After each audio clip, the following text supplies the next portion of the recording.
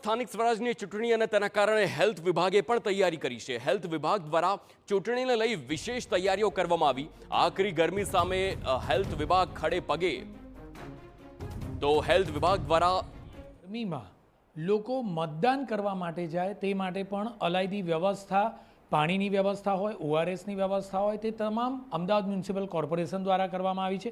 આપણી સાથે medical health officer ભાવિનભાઈ છે, તેમની સાથે વાત કરીએ। ભાવિનભાઈ, કયા પ્રકારની વ્યવસ્થા ચૂંટણીને લઈને વિશેષ? આવતીકાલના રોજ અમદાવાદ મ્યુનિસિપલ કોર્પોરેશન દ્વારા ચૂંટણીને ધ્યાનમાં લઈને કોર્પોરેશનના તમામ હોસ્પિટલ્સ છે તેને કાર્યરત રાખવામાં આવેલા છે। 24/7 ડૉક્ટરની ફેસિલિટી અવેલેબલ રહે તે પ્રકારની કાર્યવાહી કરવામાં આવેલી છે।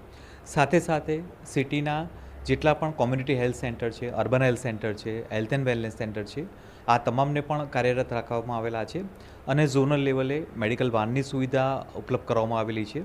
કદાચ કોઈ જગ્યાએ અનિચ્છનીય બનાવ બને અથવા કોઈને ગરમીના લીધે ચક્કર આવે કે અન્ય કોઈ કમ્પ્લેન હોય તો મેડિકલ વાનથી સુવિધા આપી શકાય તે પ્રકારની કાર્યવાહી હાથ ધરવામાં આવેલી છે।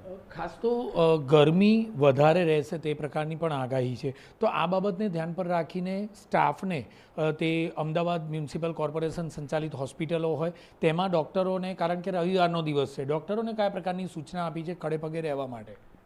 આવતીકાલના રોજ તમામ હોસ્પિટલમાં ઇમરજન્સી સારવાર ઉપલબ્ધ રહે તેમજ તમામ ડૉક્ટર ઓન કોલ રહે તે પ્રકારની સૂચના આપવામાં આવેલી છે।